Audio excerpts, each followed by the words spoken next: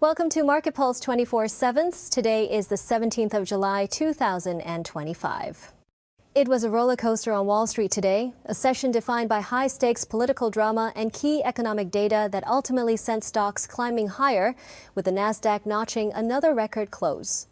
The market whipsawed violently midday on reports that President Trump was on the verge of firing Federal Reserve Chairman Jerome Powell. The Dow plunged as many as 260 points on the news before staging a dramatic recovery after the president denied the reports, stating he was not planning on it, but ominously adding he doesn't rule out anything. This whirlwind of uncertainty temporarily overshadowed the day's main economic event, a softer than expected producer price index report for June. This inflation data rekindled hopes that the Federal Reserve might find room to cut interest rates later this year, a narrative that had been dampened by yesterday's hotter consumer price reading. So, what does this mean for the market's health? Fundamentally, the crosscurrents are powerful. On one hand, cooling producer inflation is a bullish sign, suggesting corporate profit margins may find some relief.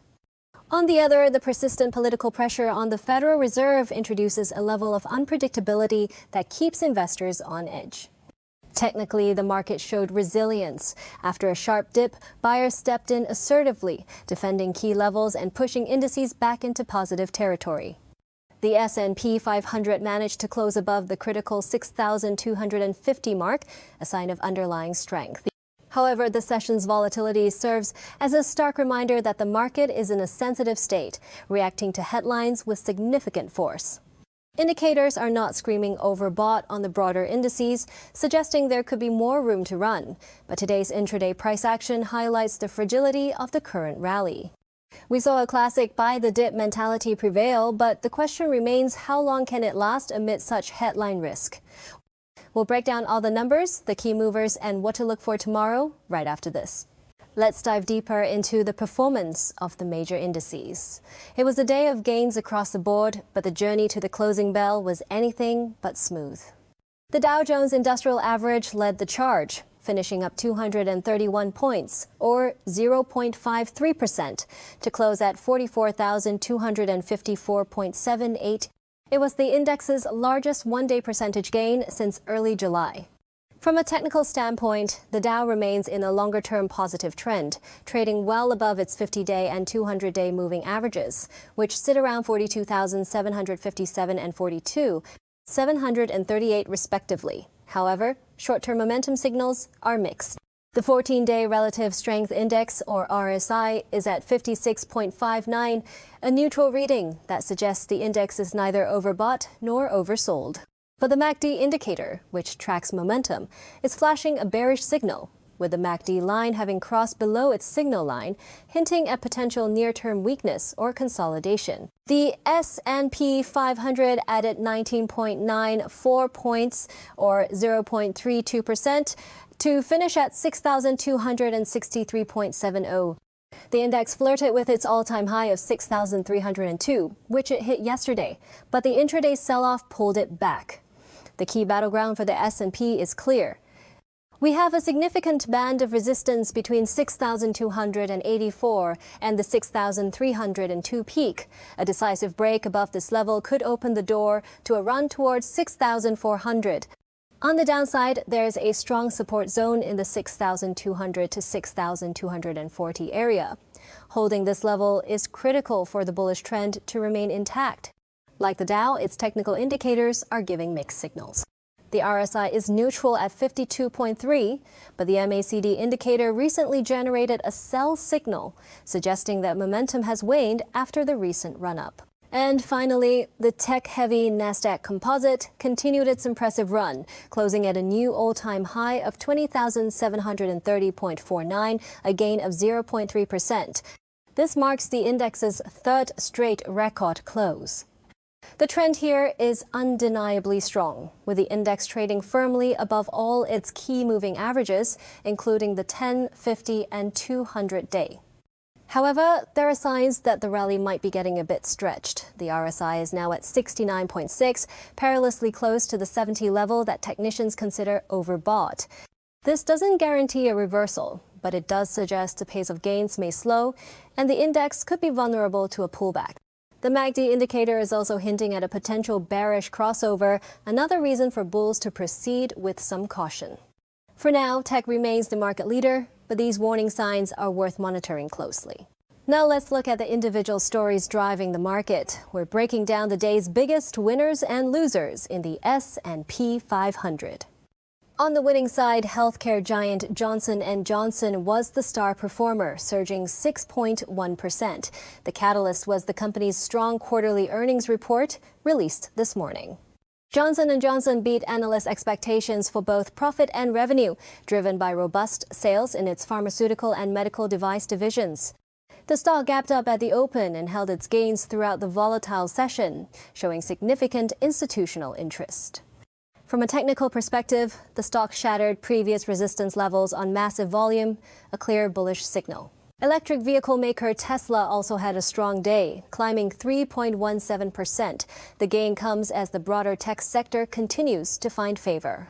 There wasn't a single major news catalyst for Tesla today. Rather, the stock benefited from a risk-on sentiment that returned to the market after the Powell firing drama subsided. Technically, the stock is trying to build momentum to re-challenge its recent highs. Also among the top gainers were investment manager BlackRock, which rose 2.5%, and pharmaceutical firm Eli Lilly, up 2.2%. Both stocks benefited from positive sentiment in their respective sectors' financials and healthcare. Now for the other side of the ledger. It was a tough day for semiconductor stocks. Micron Technology was one of the biggest decliners in the S&P 500, falling 3.51%. This comes on the heels of a profit warning from Dutch semiconductor equipment maker ASML, which reported earnings before the bell. ASML's disappointing outlook sent ripples of fear through the entire chip sector. Micron, which is highly sensitive to shifts in global demand and pricing for memory chips, saw heavy selling pressure. The stock broke below a key short-term support level, and its RSI is pointing downwards, suggesting more downside could be possible. Following that same trend, chip equipment makers Applied Materials and Lam Research were also hit hard, dropping 3.16% and 2.56%, respectively. Their fortunes are directly tied to the capital spending of major chip manufacturers, and any sign of a slowdown, like the one hinted at by ASML, spooks investors. Both stocks saw trading volume well above their daily average, indicating conviction from sellers. Finally, investment bank Morgan Stanley fell 3.14%. The bank reported earnings yesterday that, while solid, were met with a sell-the-news reaction from investors who are growing concerned about a potential slowdown in deal-making and trading revenue in the second half of the year. Taking a broader view, let's turn to our sector spotlight. Yesterday was a story of tech exceptionalism, with nearly every other sector in the red. Today, the recovery was more broad-based, though leadership from the technology sector remained a key theme. The technology sector continues to be the market's engine. The Technology Select Sector SPDR ETF, ticker XLK, is a good proxy for this. It is trading near its all-time highs, driven by mega-cap names and the ongoing excitement around artificial intelligence. As we saw with the Nasdaq, the ETF is technically in a strong uptrend, but its RSI is in overbought territory, suggesting a pause or pullback could be healthy. On the other end of the spectrum, the materials sector has faced headwinds. The Materials Select Sector SPDR, ticker XLB, fell over 2% yesterday on concerns about slowing global growth and the impact of tariffs. Today's cooler PPI data may offer some relief on the cost side for these companies, but concerns about demand persist. Market breadth, a key measure of the market's underlying health, gave a positive signal today. After the initial sell-off, the number of advancing stocks on the NYSE overwhelmed the number of decliners, suggesting the recovery was not just a few mega-cap stocks, but had broader participation. Final trading volume was robust, reflecting the day's significant back-and-forth action. And that brings us to the market's fear gauge, the CBOE Volatility Index, or VIX. The VIX had a wild ride, spiking to a high of 19.48 during the peak of the Powell rumors. This represents a significant jump in expected volatility. However, as fear subsided, the VIX came all the way back down, closing at 17.16. This demonstrates just how much headline risk is influencing market sentiment right now. While the VIX is not at panic levels, the intraday spike shows that fear can return to the market in an instant. Beyond the political headlines, today's most significant market driver was the release of the June Producer Price Index, which measures inflation at the wholesale level. And the numbers were a pleasant surprise for the market. The headline PPI was flat month over month, coming in below the 0.2% increase economists had forecast. On a year-over-year basis, it rose 2.3%, also cooler than the 2.5% consensus estimate. The core reading, which strips out volatile food and energy prices, told a similar story, rising 2.6% annually, just shy of the 2.7% expectation. Why does this matter? This data suggests that inflationary pressures in the production pipeline are easing. This is a welcome sign for the Federal Reserve.